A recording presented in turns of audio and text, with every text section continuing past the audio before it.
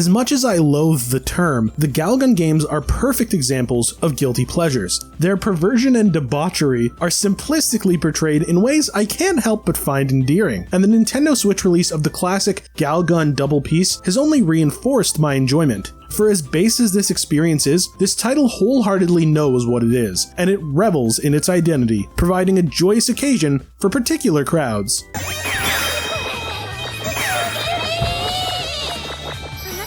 Throughout Galgun Double Peace, players control protagonist Hodai, as he finds himself the victim of an arrow shot by the Cupid angel Ekoro. However, due to an unintentional increase in power from the shot and antics caused by the demon Kurona, Hodai finds himself in a rather precarious dilemma. Girls on his school's premises are aggressively yearning for his affections, and if he doesn't end up pursuing love with any of them before the day concludes, he'll be alone for the rest of his life. To be honest, as silly as the game's tone is, this conflict has legitimate stakes, and I found myself feeling sympathetic for Hodai because of it. His personality and traits aren't remotely unique or stand out, but his ordinary characterization makes his conflict somewhat more compelling. This title is an on-rail shooter, requiring players to shoot girls, causing them to flare up and collapse from euphoria. Additionally, the stages house collectibles like student handbooks for more NPC information and opportunities for extra points. The difficulty isn't really a factor here since everything is fairly elementary, even when playing on the supposed expert mode. Even if you have no experience with the on-rail shooter genre, you'll quickly grasp the fundamentals and prevail across every stage with little challenge. It's a welcoming experience above all else, which is ironic given the subject matter. There are a few boss fights, but once again, they require little thought for victory. The main menu contains the Academy Shop, which has a great variety of items. These range from a groin protector for increased defense against girls emitting dominatrix energy to more camera angles for Doki Doki mode. Oh right, that's a thing. So players can pause time and increase the girls' affinities when a specific gauge is filled up in a stage. Each girl reacts to touch differently,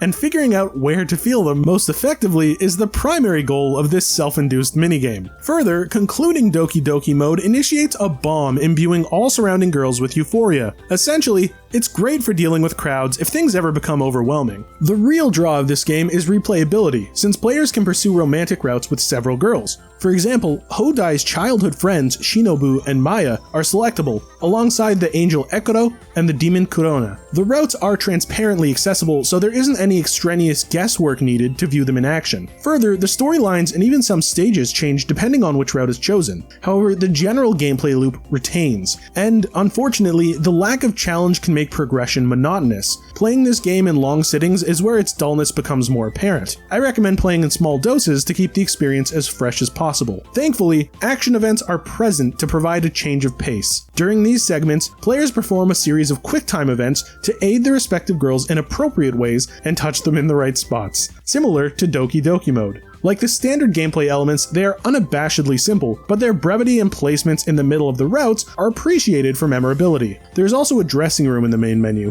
which is just there for cosmetically altering the female cast as you see fit, and a score attack mode, which is exactly what it sounds like. Perhaps the most impressive aspect of this game is how each of the girls throughout the stages has their own identity, viewable via their handbooks in the roster menu. On the quest to completion, it becomes natural to recognize each of the girls and gradually form favorites. This design choice makes the title boast a sort of homely, comfortable atmosphere where you feel like you're getting to know everyone better the more you play. The last thing worth noting regarding gameplay is that touch controls are incorporated in handheld mode, at least for menus. While the lack of touchscreen utilization for gameplay is moderately disappointing, performance is smooth while docked and undocked. Galgun Double Peace is exactly what it looks like, so you're bound to know if this game will fit in your library. Despite the evident dullness emitted by the gameplay loop's repetition and lack of challenge, the cast is likable with humorous and charming writing. Plus, there is an impressive degree of content here for those who find themselves invested in the experience. This is also a perfect Switch game, making it an ideal title to play on the go for strangers to glimpse at and admire. Noisy Pixel is giving Galgun Double Peace a 7 out of 10. Please be sure to check out the full review at noisypixel.net. Noisy Pixel is run by a group of gamers who work hard to deliver news, reviews, previews, and more. Please subscribe to keep up with all our future content.